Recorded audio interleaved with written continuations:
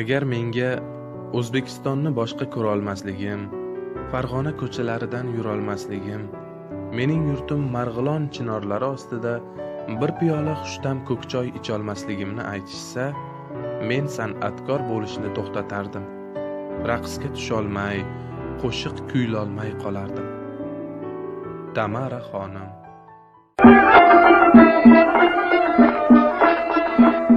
Argı boyida cidani gülmeyda. Argı boyida cidani gülmeyda. Hammanın yarışında bizni bizar kayda. Hammanın yarışında bizni bizar kayda.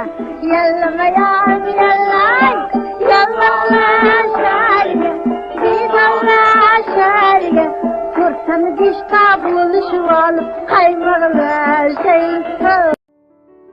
Tamara xonim 1906-yil 29-martda Turkiston o'lkasining Marg'ilon shahriga surgun qilingan Anna va Artyom Petrosyanlarning kamsuqum oilasida dunyoga kelgan.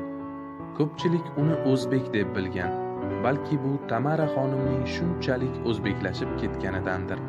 Ammo u aslida arman millatiga mansub bo'lgan. Yosh qizaloq mahallada daydi artistlar truppasi paydo bo'lgach, barcha tomoshalarga yugurardi. Tamarani dorbozlar, ko'zboylog'ichlar va raqqoslar o'ziga rom qilib oldi. U ko'rgan harakatlarini beixtiyor uyda takrorlab yurardi. 6 yoshga to'lganda qizcha yaqinlarining qarshisida raqsga tushib, tahsinlarga sazovor bo'lgan. Qizcha ulg'aya boshlagach, uning harakatlari mahalliy musulmon aholiga ma'qul kelmaydi va otasiga qo'rs farzandini tiyib olmasa, jazolashlarini aytib tahdid qilishgan. Ammo bir voqea barchasini hal qilgan. Marg'ilonga Hamza Hakimzoda Niyoziy boshchiligidagi Vostok, ya'ni Sharq tashviqot poyezdi kelib to'xtagan.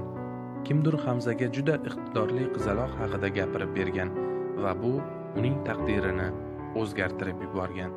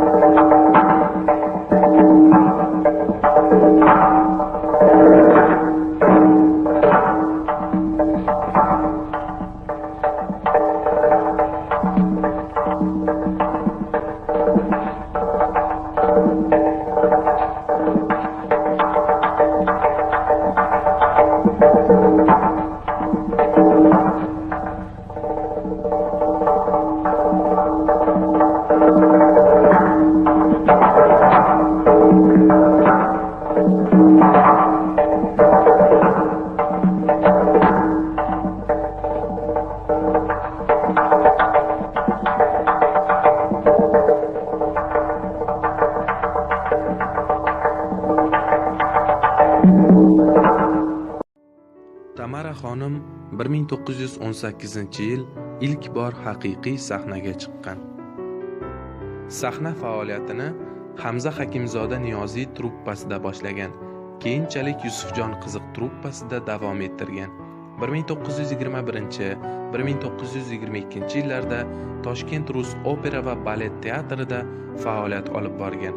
1923-1924 yillarda Moskva teatr texnikumida tahsil olib, 1924-yildan Muhiddin Qoriyoqubov rahbarligidagi konsert truppasi, 1926-yildan O'zbek davlat konsert etnografik ansambli, 1929-yildan O'zbek davlat musiqali teatrida faoliyat ko'rsatgan.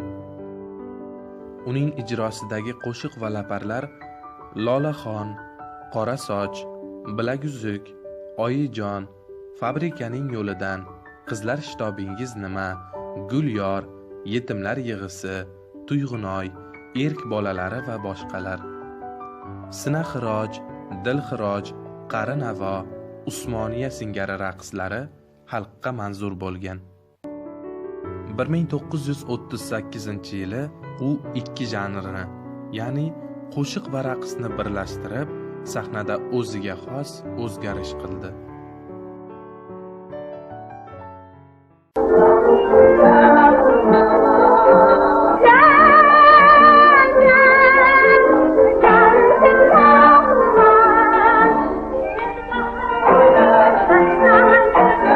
Thank you.